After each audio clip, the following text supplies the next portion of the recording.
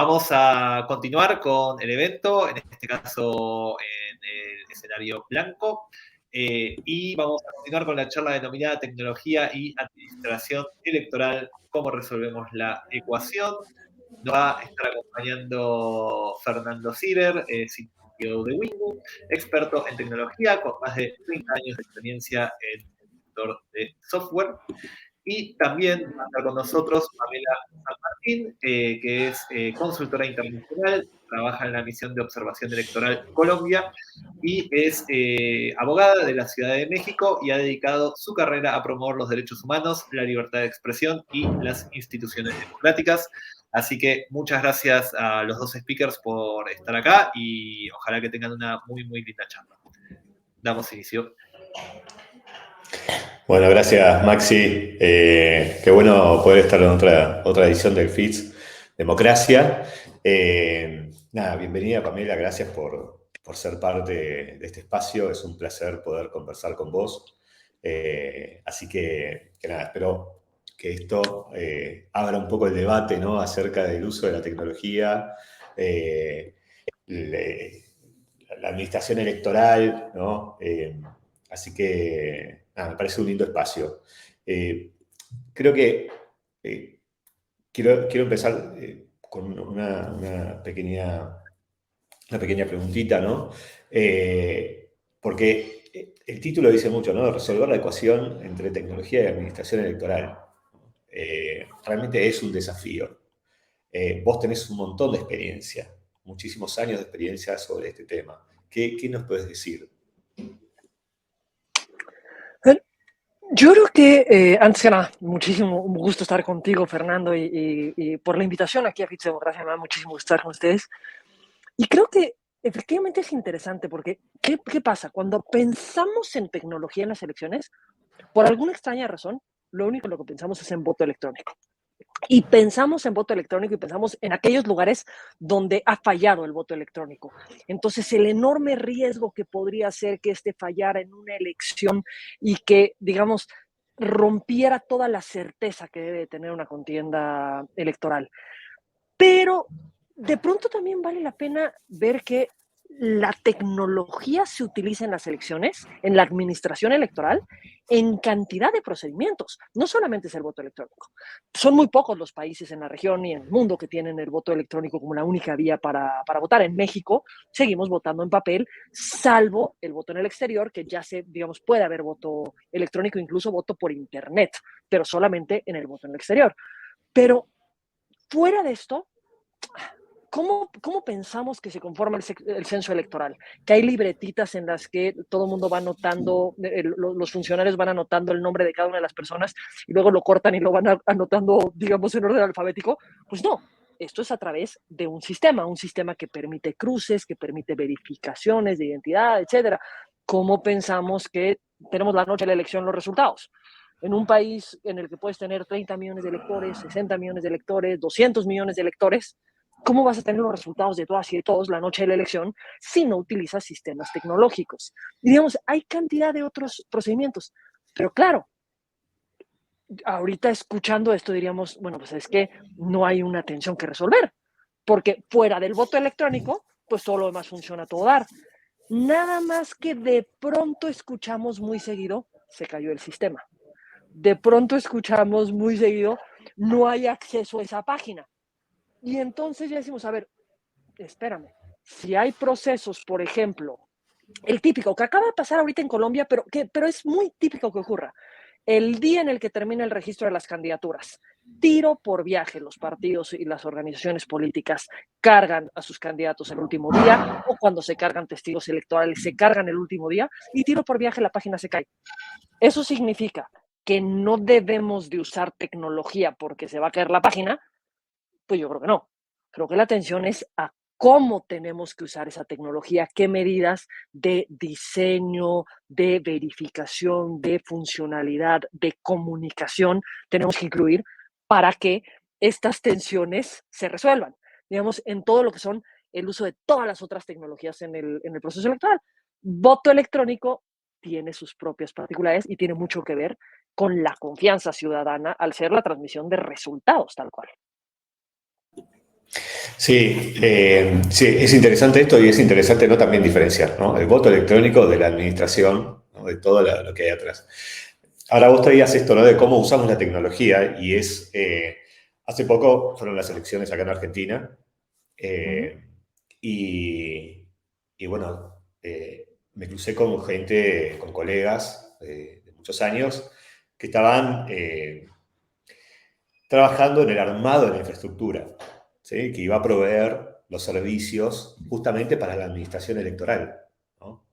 Entonces me llamó la atención también que fuera, a diferencia de otras veces que quizás no había tantos especialistas enfocados en eso, esta es un colega que digo, tiene un conocimiento muy fuerte sobre infraestructura y sobre todo infraestructura eh, eh, de, digo, que para soportar grandes cargas, ¿no?, de ujú, información.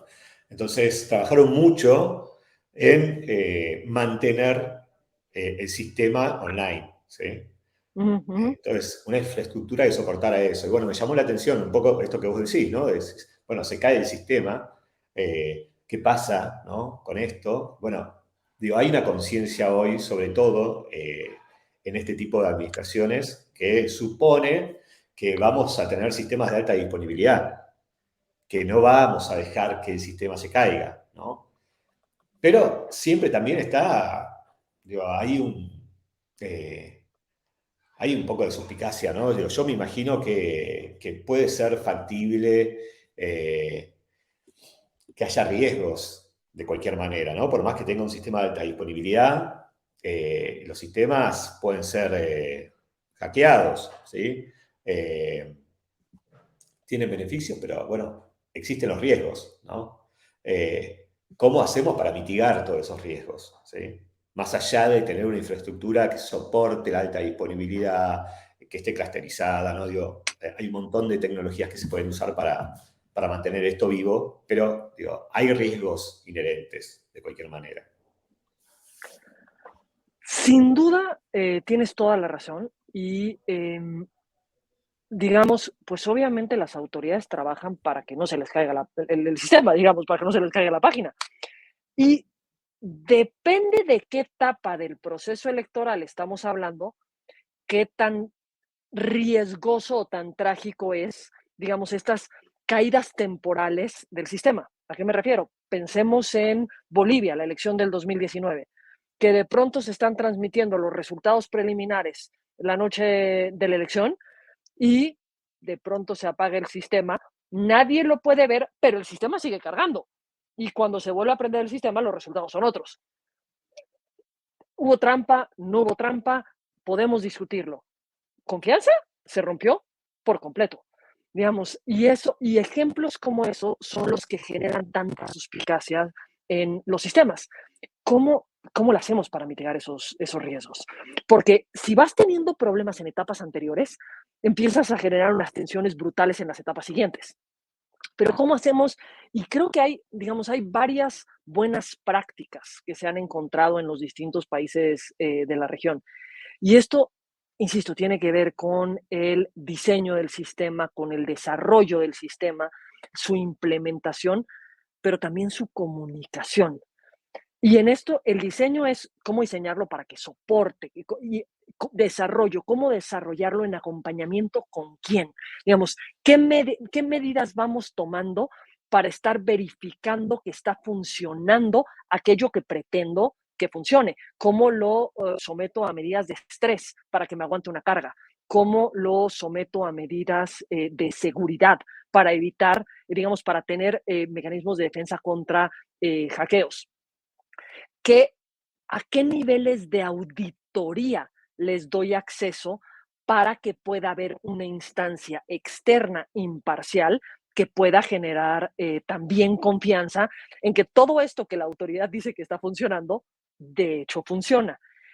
Y además hay un punto que es fundamental y es la comunicación a la ciudadanía, la comunicación a medios de comunicación, a actores políticos, a la ciudadanía, que se sepa qué es lo que se está haciendo, cómo va a funcionar, qué deben de esperar, ya sea la noche de la elección o el día que se vaya a implementar ese sistema, cómo funciona eso, qué resultados van a tener, qué, digamos, cómo van a poder contrastar la información, porque estos elementos lo que permiten es ir generando entre aceptabilidad del sistema y confianza en el sistema.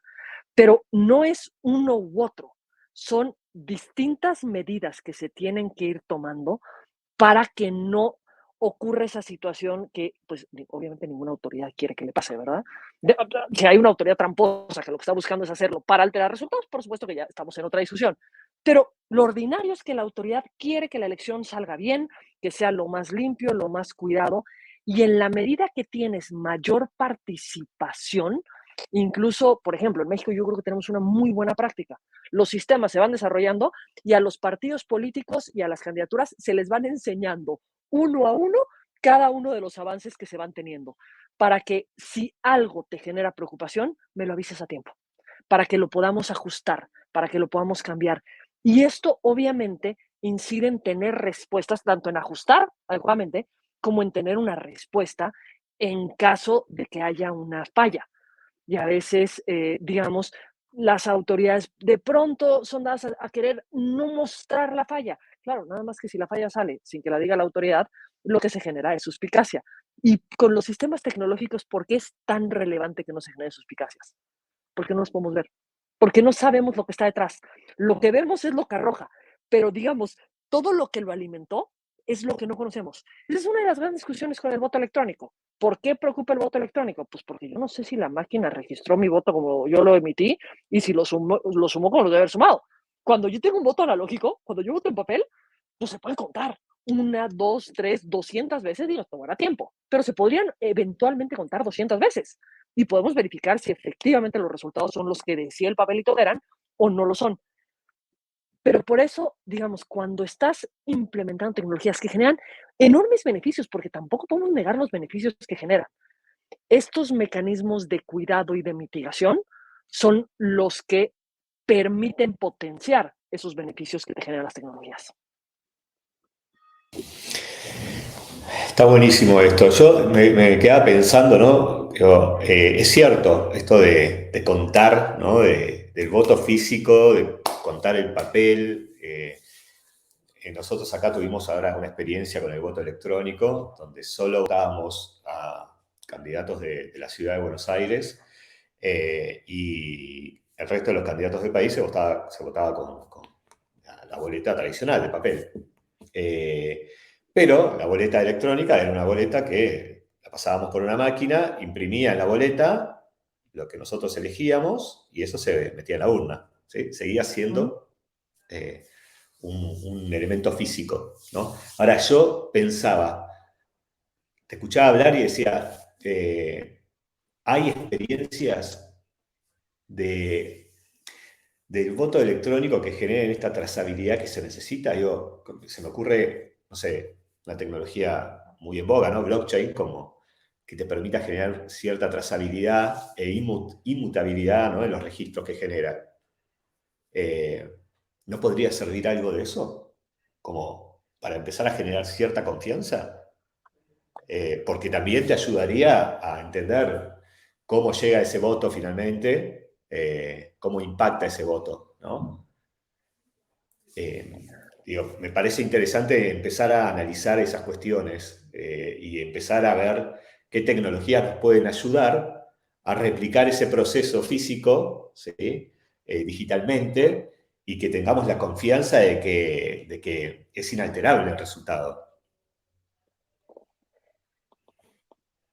Existen varios ejemplos en los que se han utilizado distintas tecnologías.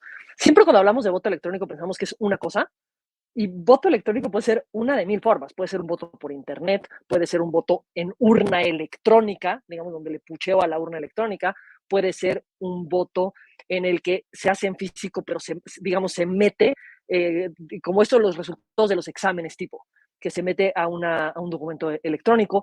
Hay urnas electrónicas que me imprimen comprobante físico, como el de Argentina, el que usan en Argentina, o hay otras que no emiten comprobante físico, pero sí me muestra qué es lo que está haciendo. Y todas estas en teoría, en su desarrollo, tendrían que establecer estos mecanismos de trazabilidad y de inmutabilidad, de no, o sea, una cosa que es muy común, por ejemplo, es que las urnas electrónicas, mientras esté en funcionamiento en la urna, se establece que no puede estar conectada a Internet. ¿Por qué? Precisamente para que no pueda ser hackeada y para que tú la conectas a Internet en el momento que tienes que transmitir los resultados, pero tienes un respaldo físico en la máquina antes de transmitir esos resultados. Eso, digamos, te protege contra el primer punto que es el hackeo. Pero hay, y se implementan todo tipo de tecnologías de cómo funcione. Pero aquí la pregunta es, ¿qué tanto la desconfianza en el voto electrónico es una desconfianza porque tecnológicamente no funcione, porque no haya la seguridad, y qué tanto la desconfianza es porque las personas no lo pueden ver? A mí, digamos, yo no soy de las personas más partidarias del voto electrónico, y no lo soy por un tema de confianza, de confianza ciudadana, no un tema de confianza tecnológica, digamos. Pero, por ejemplo, el mecanismo que tienen en Argentina, en el que te imprime la boletita, la puedes ver, eventualmente las podrías contar, digamos, porque incluso la puedes ver y tú la depositas en la urna. Porque hay otras que sale como un recibito, como si fuera de máquina registradora, pero cae directo a la urna sin que nadie lo pueda tocar. Todo esto tiene sus complejidades. Pero ¿qué pasa? Te pongo un ejemplo muy claro. Brasil. En Brasil, creo que hay pocos sistemas de voto electrónico en el que hayan hecho un esfuerzo tan grande por ir mostrando paso a paso la trazabilidad del sistema, todos los mecanismos de verificación con los que se cuentan, ir informando esto públicamente. Pero si tú tienes un actor político que trata de generar y sembrar duda en un mecanismo de votación, hay mucha gente que creerá eso, no porque tenga una prueba física, no porque tenga evidencia, sino porque como no lo puedo ver, se puede hacer cosas malas, seguramente. Y si yo confío en quien me está diciendo que se está haciendo trampa, pues entonces, pues yo pienso que se está haciendo trampa. Y no es porque los que lo estén creyendo tengan mala fe. Pueden estar actuando de buenísima fe, solamente que no va a haber explicación que valga a un señalamiento genérico de no, es que la mitad de las urnas no fueron verificadas. ¿De dónde sacas que la mitad no fueron verificadas? ¿Qué te puedo demostrar? ¿Cómo te lo puedo comprobar? Y aquí entramos en discusiones muy fuertes, porque lo único que no podemos perder de vista es qué define el resultado de la elección. ¿Quién adquiere poder político? ¿Quién adquiere poder económico? ¿Quién adquiere poder social en un país? Entonces, eso obviamente genera batallas muy fuertes y el trabajo que las autoridades tienen que hacer para la generación de esta confianza, digamos, es muy duro y creo que no puede ser de la noche a la mañana. Se hacen esfuerzos progresivos en los que se va viendo, se va generando confianza, pero siempre existe el riesgo de algo que creo que tenemos los distintos países de la región y de muchos lugares del mundo. Actores absolutamente desleales al sistema, entonces que con independencia de que no haya ninguna muestra de alteración, solo para contraponerse a los resultados que saca un sistema, al poder agarrarse a decir que ese sistema puede no ser confiable, pueden generar desconfianza, pero esto trasciende a la legitimidad del proceso mismo, de sus resultados. Entonces, creo que, digamos, son de los elementos que siempre se tienen que valorar y al momento de estar pensando en el voto electrónico. Bien, bueno, ahí mezclamos un poco, ¿no? Fuimos desde la administración al voto electrónico, había otra charla de voto electrónico por ahí. Es un tema realmente apasionante, ¿no? Porque tiene un montón de aristas digo, desde la administración hasta el voto en sí mismo, como decías recién, ¿no? El esfuerzo que hizo Brasil por mostrar todo el camino que hace ese voto electrónico, digo, me parece que digo, hay que ir por ese camino. En algún momento hay que ir a cambiar. Yo tampoco soy fanático del voto electrónico, pero entiendo que cada vez también los resultados se necesitan más rápido, ¿sí? Y este es un camino para mejorar eso. Ahora, ¿podés contarnos, digo, buenas prácticas o malas prácticas en el uso de las tecnologías en la administración electoral? Digo, darnos ejemplos. A ver, Cosas yo, que hayas vivido, como ¿no? tú sabes, También que hayas... no, como tú sabes, yo fui consejera electoral en el órgano electoral de México, y cuando nosotros entramos a integrar ese órgano electoral, apenas se acababa de aprobar la figura de las candidaturas independientes en México. Es decir, quienes pueden competir al margen de los partidos políticos con el nombre que podían tener en cualquier otro país, grupos significativos de ciudadanos en Colombia, por ejemplo. Eh, Apenas había aprobado la figura. Y la ley te establecía que para que alguien se pudiera inscribir como candidato o candidata independiente tenía que venir con X número de firmas, con X número de distribución territorial, para ver que se tuviera el apoyo, etcétera. Perfecto, entonces, pues, y la ley te decía, te lo tiene que entregar en papel, en el formulario que le muestre la autoridad, con los datos del documento de identidad, el nombre propio, tal. Perfecto. Y la firma, claro, ¿no? De pronto, ¿qué es lo que te encuentras cuando empiezas a recibir cantidad de los formularios? Y en México te exigen la fotocopia del documento de identidad. Entonces, ¿qué se empieza a ver? Que de pronto se tienen hojas enteras con la misma letra y con la misma, digamos, la misma tinta, la misma letra, incluso en las firmas. O sea, no solamente en los datos, en las firmas también. Luego se empieza a ver que cuando ves las fotografías del documento de identidad, arriba tienen incluso el nombre de algún programa social. ¿Quién trabaja en una fotografía con un nombre de un programa social? Después, cuando esto, pues se hace un trabajo enorme para pasarlo y transcribir todos los datos, meterlos a un sistema, digitalizar todo esto, se hacen los cruces con el padrón electoral, con el censo electoral. ¿Y qué resulta? Hay personas que ya murieron, cantidad de personas que ya murieron, personas que habían sido dadas de baja del padrón electoral, personas que habían cambiado su documento de identidad, pero digamos en proporciones no tan pequeñas. Entonces, ¿qué es lo que nos dimos cuenta? Aquí están utilizando los datos de una persona diciendo que les firmó, pero no tenemos una certeza que la persona que está apoyando, que legítimamente puede apoyar, pero que lo que necesitamos es que esa persona efectivamente apoye, que es un acto voluntario de quien brinda el apoyo.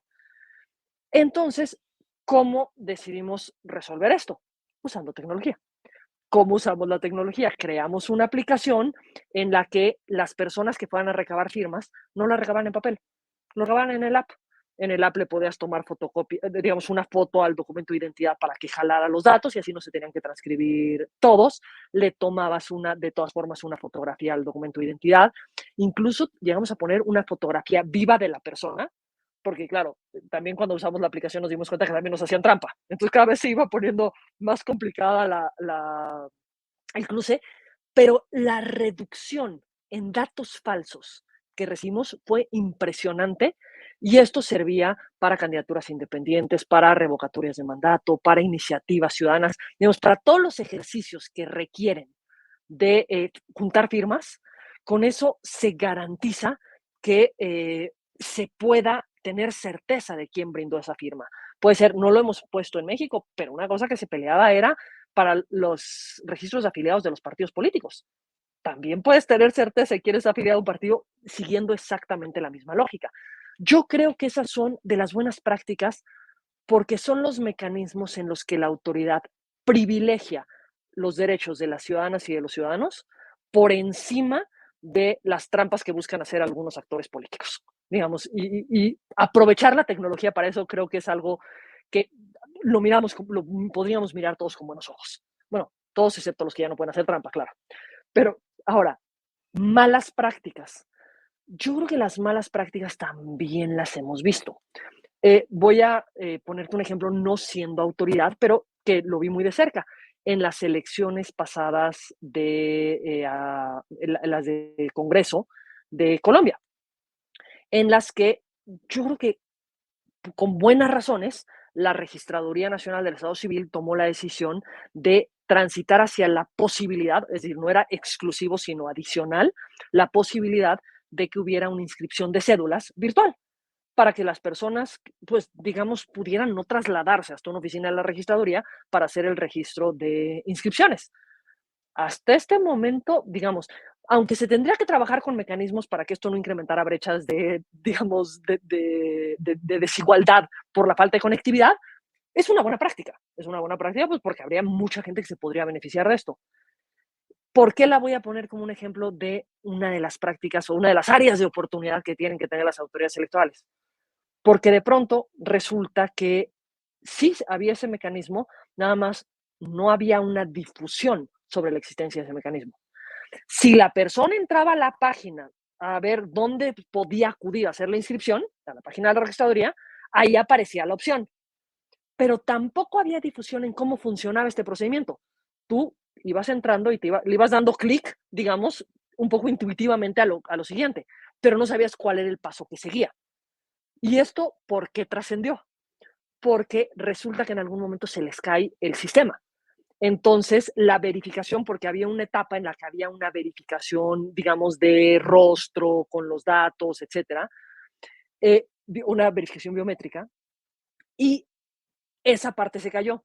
Entonces, lo que hicieron fue separar el sistema. Primero recababas los datos y luego te llegaba un correo en el que te avisaban que dentro de los 2 días siguientes tenías que ingresar nuevamente para dar tus datos biométricos.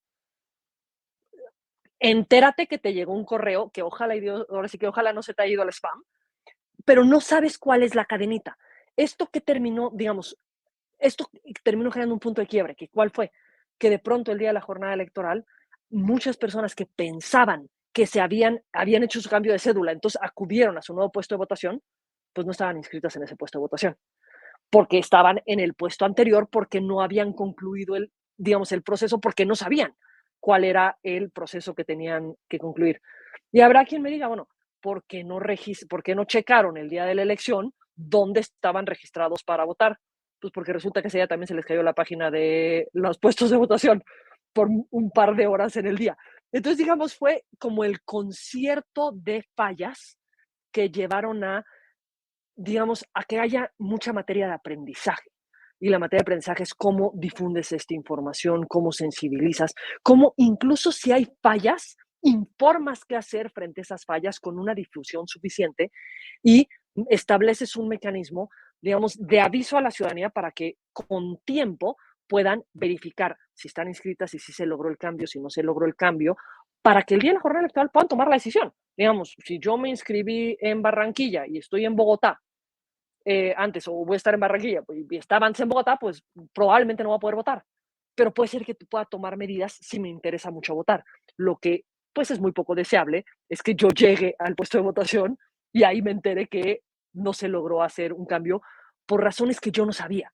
Entonces, son, digamos, como ejemplos de cómo a veces podemos contribuir positivamente y cómo la falta de ciertos pasos hacen que lo que hubiera sido una muy buena decisión, digamos, se ensombrezca completamente. Sí, sí, sí, está buenísimo.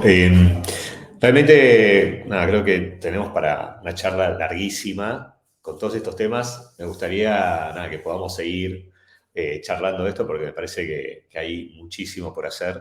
Eh, Creo que ya no tenemos más tiempo, pero no sé si hay alguien que está escuchando la charla y quiere hacer alguna pregunta o dejarnos preguntas que podemos responder después, pero si hay alguien que quiere hacer una pregunta en el chat, bienvenida.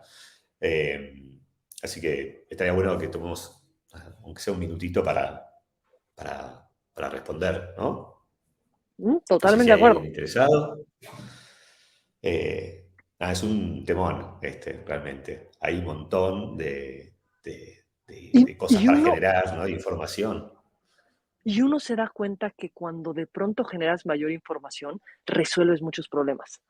En México teníamos el sistema de lo que es como el preconteo, el de información provisional, y daban los datos súper desagregados, ¿eh? En México siempre damos los datos súper desagregados. Claro, pero entonces empiezan las dudas de, ¿ese fue el resultado que estaba en mi puesto de votación específicamente? Seguramente lo alteraron. ¿Qué hace? Entonces empezó a cargar la imagen del acta, ¿me explico? Pero como se Sí, va sí, sí. viendo como ciertos mecanismos dan respuesta, porque además alguien dice, es que hiciste trampa, dime en cuál. Ahí tienes las imágenes de todos, dime dónde hay una discordancia y la corregimos. Pero incluso permite que haya una ciudadanía más activa en control. Y eso creo que nos ayuda a todas las democracias. Sí, sí, sí, sí, sí, tal cual. Bueno, hay muchos mecanismos para pensar, ¿no? de incidencia ciudadana que permitan hacer un control más estricto de esto y apoyarnos en la tecnología, que en definitiva vamos a ir hacia ese lugar, ¿no? Pero también es importante, hay una cosa que vos dijiste, es no nos podemos permitir, voy a cambiar esto, no nos podemos permitir incrementar las brechas, ¿no? ¿Sí? Entonces, nosotros aportamos tecnología y cada vez más, y quizás también hay un montón de gente que está quedando afuera. ¿Sí? Entonces, hay que pensar con mucho criterio cómo se usa la tecnología. Acá hay una pregunta. Dicen, en el caso de México, ¿qué le falta para llegar al voto electrónico? México lleva años diciendo que va, digamos, como en esta búsqueda de transitar un poco hacia el voto electrónico, pensando que van a haber enormes ahorros en el voto electrónico. Puede ser que a la larga haya ahorros y ni siquiera estoy segura porque la inversión inicial es brutal en que pueda haber voto electrónico. Pero, digamos, siempre ha habido un tema de confianza que ha generado que se frene. Ya se han hecho muchas pruebas piloto para ir poco a poco viendo cómo funcionaría, incluso con distintos tipos de urnas, para ir probando su aceptación ciudadana. Pero esto requiere de unos cuidados porque, por ejemplo, en estas últimas elecciones que tuvimos este año, unas elecciones locales, fallaron las urnas electrónicas, se frenaron antes de que entraran en funcionamiento, pero eso obviamente te lleva un paso atrás en poder ir avanzando. Lo que en México se tiene avance, insisto, es el voto por Internet para residentes en el extranjero, que, digamos, en la lógica de administración electoral de México es fundamental, porque nuestra lógica es acercar los puestos de votación a la ciudadanía. Y en el caso de quien vive en el exterior, pues que lo pueda hacer por Internet, no le obliga siquiera a mandar un voto postal. Aunque lo que la experiencia nos ha mostrado, sigue habiendo un porcentaje altísimo de gente que opta por el voto postal, incluso teniendo la posibilidad de voto electrónico. Y yo a lo que lo traduzco es un tema de confianza. Pero creo que Max ya nos viene a decir que ya hemos concluido. Sí, sí, me toca ese rol. Pero bueno, muchas gracias por el espacio. Vamos a continuar con la agenda. Tenemos ya la última charla que corresponde al escenario blanco, que va a ser incidencia y participación ciudadana, protegiendo el espacio cívico. Así que bueno, agradecerle a los espectadores. Nuevamente, gracias Pamela, gracias Fernando. Y bueno, ojalá continúen estas conversaciones porque deben continuar, ¿no? Así que bueno, nos vemos en el otro escenario. Recuerden que hay que salir de este escenario y entrar al escenario que corresponde a agenda, a la charla del escenario blanco que vendría a continuación. Así que muchas gracias, los dejamos y nos vemos en la otra charla. Gracias. Hasta luego. Luego. Luego.